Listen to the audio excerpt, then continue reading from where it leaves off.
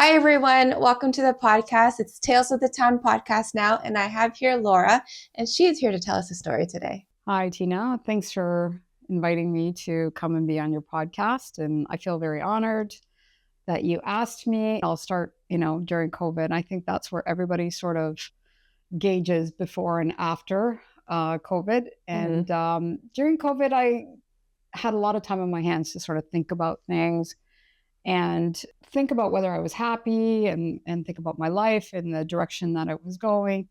And I kind of came to the conclusion that I wasn't happy and that I needed to take some steps before my life is over. I was already in my 50s at that point and thinking, wow, time's running out. I need to start focusing more on bucket list things and what's important to me, like prioritizing my life and getting the most out of whatever time I have left. So that kind of resulted in me getting separated from my husband and deciding that that was a journey I no longer wanted to be on and that it wasn't serving me in achieving my goals, achieving who I wanted to be as a person. And so it was a very difficult decision. Not an easy one at all that I had thought of for a long time, but like I said, COVID, I had a lot of time on my hands. So I had a lot of time to sort of think about things and decide how I wanted my future to be. So long story short, got separated. And then my two parents both were diagnosed with Alzheimer's, one before the other. And so we came upon a crisis where my parents couldn't look after themselves anymore. So I moved to Windsor from Toronto, north of Toronto. And really, at that point, was kind of deciding that I needed a change. I needed a change of location. I needed a change of people. And it was the right timing for my parents to be here and help them out and navigate their lives going forward. And it turned out to be a very good decision. So the irony of moving back home and living with your parents is that I kind of feel like my life is going back to where it was supposed to. Like I've done a reset back to my 20s. And now I feel like everything that I was supposed to experience in my 20s, I'm experiencing in my 60s. And, it's a story of it's never too late. So moved back here. And prior to moving back, I had already decided to pursue the things that I loved when I was younger, that work, career, family, somewhat redirected me in other directions. And now I wanted to refocus myself to the things I liked. And piano was one of them. I always wanted to be a musician when I was younger. And I had a lot of influences saying, no, no, no, you'll never make a living at it. You have to focus on technology. And that is the direction I went into. I went into IT when I was younger and I had a family very young. So learning piano and playing the piano was not an option. So I started doing that and found a mentor, a piano teacher who's really helped me. And I also wanted to get into music writing and music production. And 5 years later, I'm doing very well at it. I've put a lot of work into it. And now sort of my goal is to start playing jazz piano and maybe at some point, perform or do it for a living. I'm not quite sure, but I'm working towards that goal. And it's just interesting that I've sort of reset my goals to what I wanted them to be in my 20s. And now, even if it doesn't work, I don't really care. It's just that I'm pursuing the things I've always wanted to pursue. I feel like so many things have been coming back into my life. And one of them is also dance. When I first moved here, I thought, wow, I have no friends. So I got to start all over again and make new friends. And I thought, well, what can I do? And I always wanted to dance. That was another thing that when I was younger, I had a passion for. Living in Belle River, there was nothing. There was really no opportunity to take dance lessons. I came from a big family, so, even financially, that may not have been an option. Anyhow, decided to take up dancing when I got here. I was terrified because I thought, wow, I'm older, is this going to be awkward? And, fast forward 3 years later, and now I work for the dance studio and I help manage the studio. I help manage with the classes, and I love it. And again, passion number 2, check it off the list of what I always wanted to do when I was younger, and feeling that sense of, wow, I'm actually doing what I wanted to do when I was younger. And, I don't plan on making dance a career of any kind, but I just love it. It's my passion. It's a lot of fun. As you know, we dance together. And there's just so many things like happening that even I've reached out to some old friends from high school. Like, I just feel like I'm making reconnections all over again, that of people that were probably supposed to be in my life, but through moving to Toronto, lost connection with them. So it's just a constant reminder to me sometimes that it's never too late to live the life that you were supposed to. And maybe the universe had this plan all along. Because when I was younger, a lot of the technology was not here for me to utilize to become a music producer, or there's just so much more information out there. I mean, when I was young, there was no internet. So, you really didn't have accessibility to information to learn things. And so maybe now what it always was the plan, or always was the time to sort of embark on that journey. Yeah, it's much more accessible now too, right? Like the affordability is way down. Affordability. You can have a home studio instead of renting or needing it. Exactly. Studio. Yeah, and there's so much software available that makes it easier. I could go on and on about how much more difficult it would have been to be a musician in my younger days. We barely had electronic keyboards. They were terrible. Maybe synthesizers from the 80s and stuff. So, so maybe this was the right time for me in the end. I mean, I would have preferred to be in my maybe 30s and go through embarking on that journey. But it's ironic because I have a lot more time on my hands now. I'm not working full time other than the dance studio. So I have the option now to have more time to really focus and put 3 to 4 hours a day into piano, into music production, into doing a lot of the research that I need to do as well. And I just kind of learned too that having a mentor is an important part of it too, and just finding the right person to sort of guide you along and make sure that when you get stuck, he can sort of help. And I didn't have that when I was younger either. I didn't have anybody who could be potentially a very good mentor. So, can you take me back to your decision to start pursuing music again? Like, did you always have that feeling at the back of your mind that you needed to get into music, or was it kind of forgotten about that you rediscovered? What was the journey to find music again? I think it was always kind of there. I didn't know how to go about it. So when I had time on my hands during COVID, I took that as an opportunity to start playing again. And then I started going online and doing research and finding out where, like, there's a lot of YouTube videos that I could use. And then there's a lot of piano players who have their own sort of instruction online that you can belong to. And I originally started out with jazz, that I wanted to be a jazz piano player. So I just started playing, and then I realized I was really struggling. I realized that I needed a mentor at that point. So I had tried a few mentors online, and some of them were over my head. I was like, wow, this is a lot. Like, I don't think this is going to work out. It was just too in-depth theory for me at the time.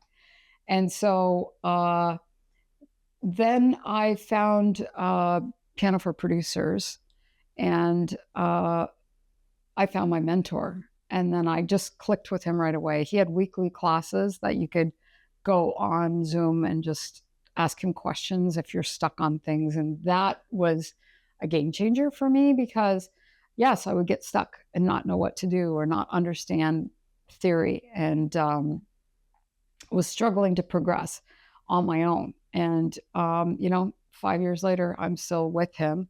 And he's just been part of my journey of inspiring me and helping me a lot to get past a lot of the hurdles that I had with playing.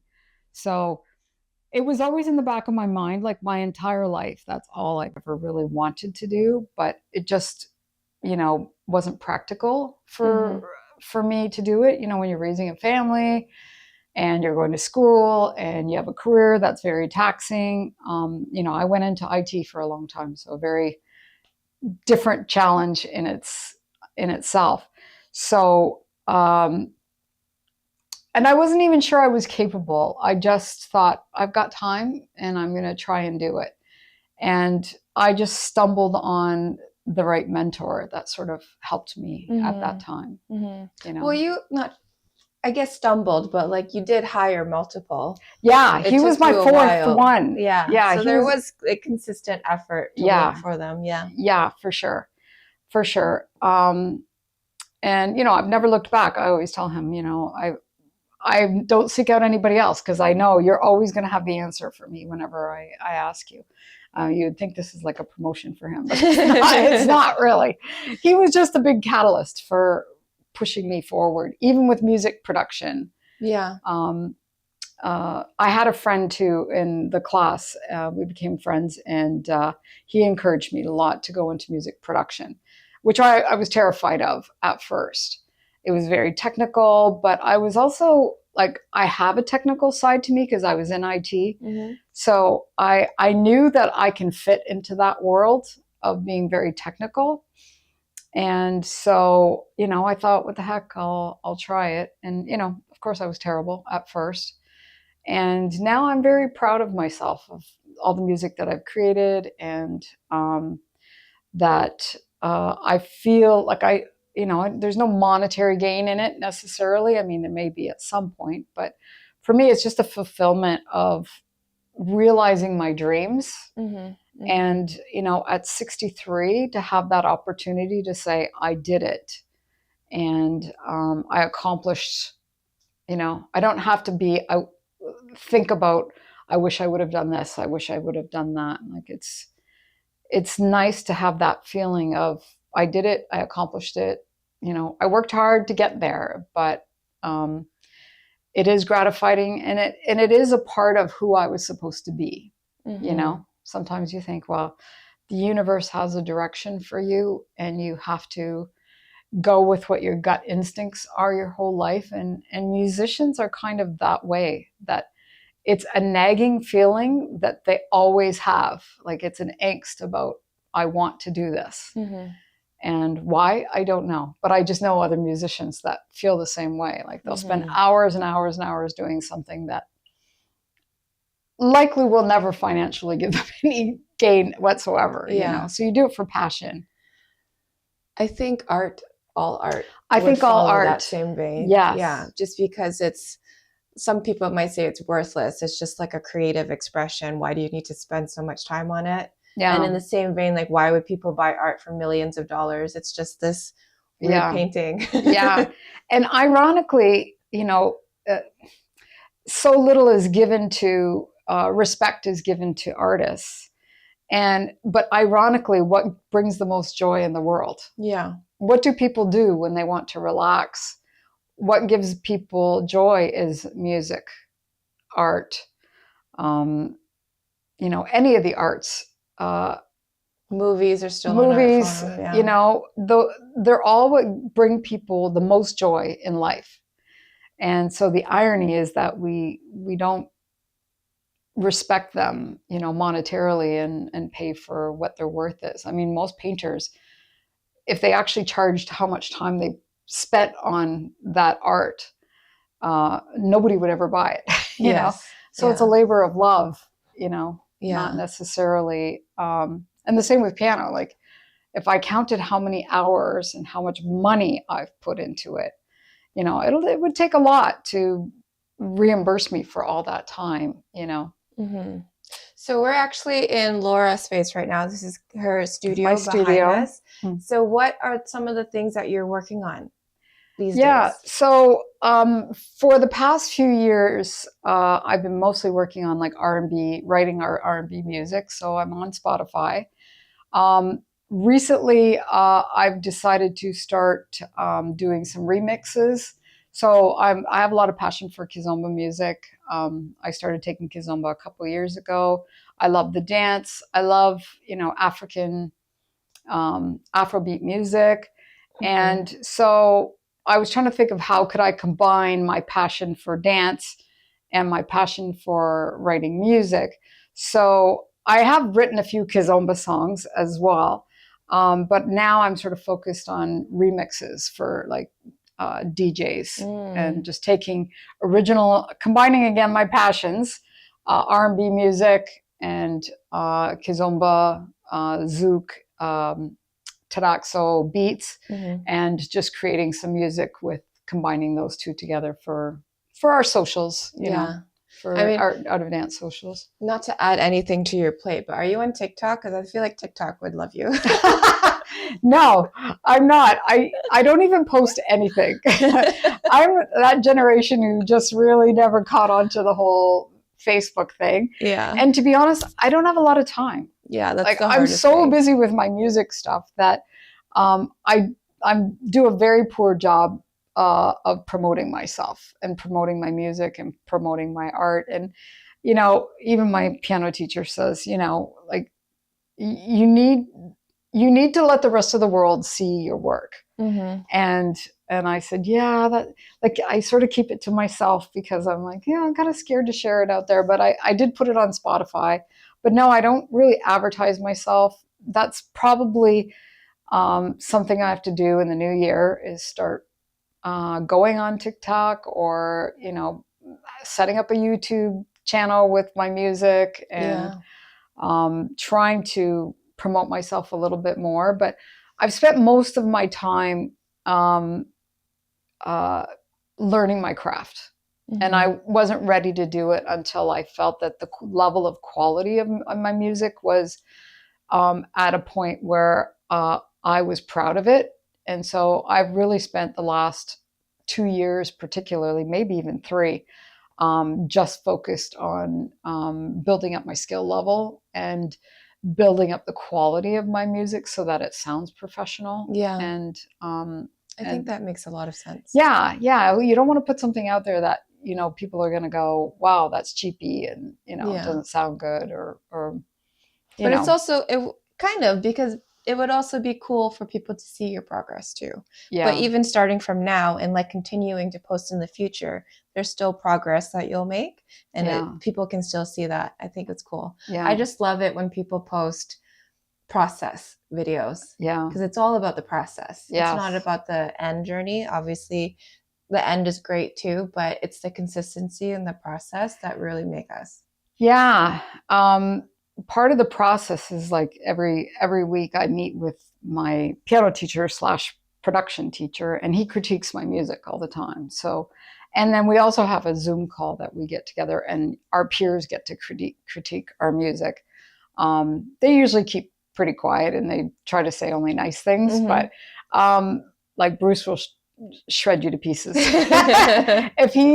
But I've just learned that constructive criticism is a good thing. Yes. I'm paying him to critique my music. Yes. I have to accept that critique, and he always gives good advice. And so I've always learned that yes, I have to expose myself in order to improve and let him find all the mistakes and then I go back and fix whatever it is that, Yeah, that was a really hard one for me, was learning how to take constructive criticism. Yes. I still get hurt a lot, but I know it's coming from a good place. Yeah, I do too. I still struggle sometimes with feedback but I've learned now to, my first response is usually anger. Yeah, right. I'll get a little emotional and defensive, but then I'm like, tone it down, Laura. Like, what can you learn from this? Don't put emotion into it. Yeah. Take the emotion out of it and take it as, could I do better? Did they have some legitimate feedback that I should be listening to? And, you know, one of the things I've learned is that you don't learn unless you make mistakes. The best way to learn is to make mistakes. So embrace mistakes, embrace failure, because if you never fail, you never get better. You're just not willing to put yourself out there to fail. So I've learned that, showing people my music within the team and letting Bruce critique my music, it's only going to make me a better music producer and songwriter over time. And some people are not going to like my music. Some people, it's just not their genre. And, you know, I've had people not be interested in my music. And I sometimes think, okay, they're not R&B people. If, you know, I'm not crazy about country music. So, you know, I would have a hard time being objective listening to music that, you know, there's very few music genres I don't like. But country is probably like, not that I don't like it, but I don't put it on my radio if I'm listening to music in the car. So, okay. Yeah.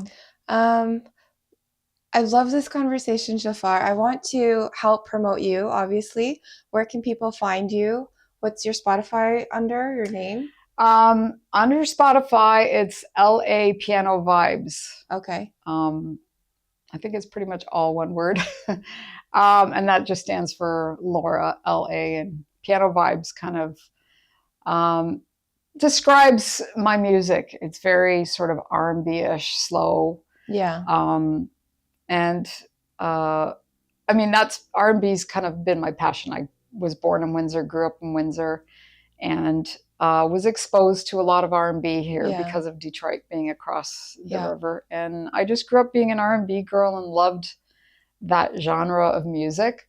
So I pretty much stick to that for most of my music. But I'm also on SoundCloud as well. Okay. And then we'll drop the link in the description of the show. Yeah, for sure. Are you on Instagram? Not really? I am, but I don't really post. Okay. And once you get your YouTube channel up and going, you can let me know. I'll update that into the show links too.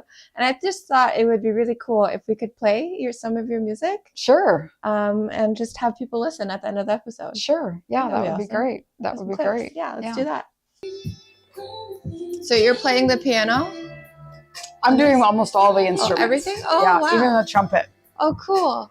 I play the strings. I have apps that simulate. So those are me on the strings. So I play it on the piano. And I can do strings, guitar, trumpet, like all I've got apps for all the instruments. Oh, cool. That's so cool. Yeah.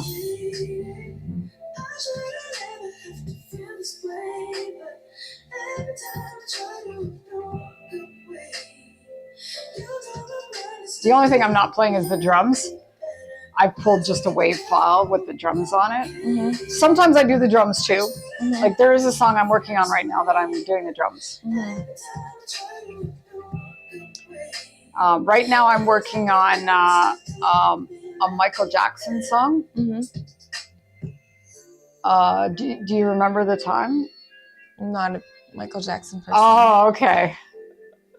Maybe if you play it, I'll know. Oh, but yeah, I don't. Yeah, totally, you'll know it.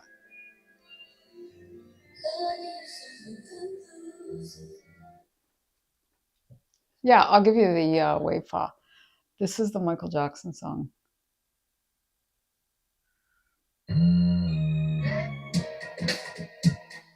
You remember that song?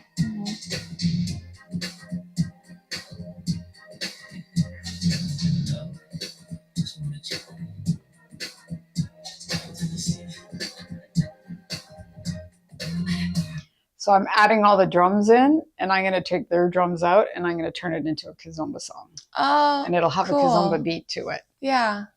So I'll just Ooh. pull what I can do is pull all the individual instruments out of the song.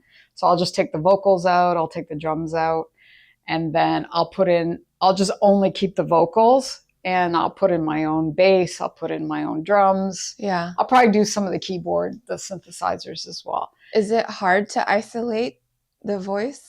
No, there's an app called Isolate. Oh, okay. And yeah, it's an app that I use. I think this is it. That's eMaster. Yeah, so you just put the app in and you put the song in and it'll isolate all of the instruments for you. Wow. And then I just download it and then upload it into Logic, which is the DAW, they call it. It's a digital audio workstation. Yeah. And I just put it in there and I can take out any instruments that I don't want to use and put in my own instruments. That's awesome. Yeah, it's a lot of fun. Yeah. Thank you so much for showing me. Yeah, it's very interesting. I mean, not everybody would find it interesting, but I find it really interesting.